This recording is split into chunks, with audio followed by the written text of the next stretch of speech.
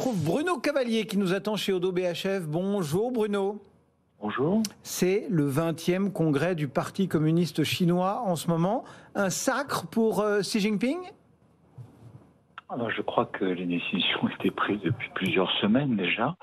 Et il n'y a pas vraiment d'incertitude sur le fait que son emprise sur le pouvoir chinois va être prolongée. Après, la question qu'on peut se poser, c'est est-ce que à l'aube de son troisième mandat, il entend changer la direction des opérations. Il a prononcé un discours hier. Ce que j'ai retenu de tous les observateurs et les commentaires savants sur ce discours, tous les exégètes, la réponse est non. C'est-à-dire que on a toujours une Chine qui est de plus en plus affirmative au plan de sa politique extérieure et qui entend mener un contrôle de plus en plus strict de sa société. Donc voilà un peu le panorama général. Après, on va peut-être parler un petit peu de la croissance, mais voilà, je pense le décor. Voilà le décor posé.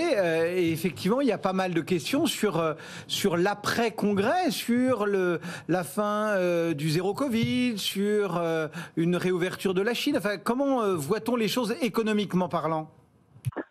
D'abord, un petit constat quand même.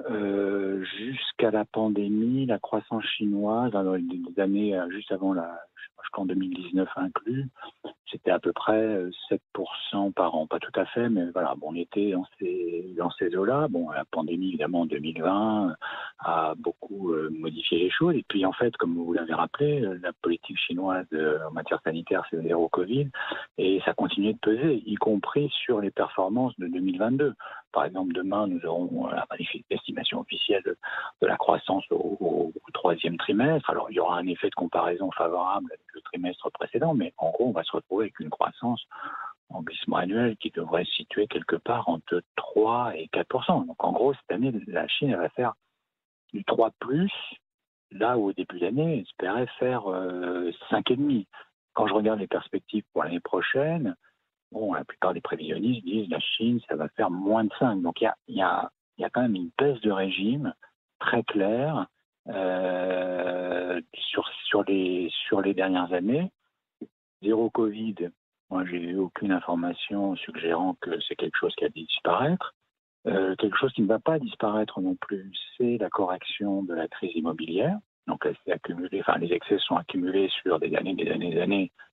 Il faudra des années, peut-être une décennie ou plus, pour purger les excès. Donc là encore, c'est un facteur qui va peser sur le régime de croissance chinois. Et puis, troisième chose,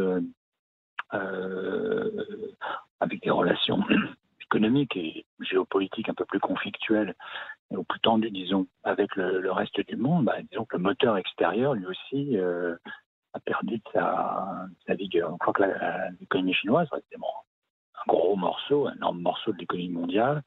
C'est un contributeur à la croissance mondiale, mais beaucoup, beaucoup moins que par le passé. Voilà donc pour le chapitre chinois.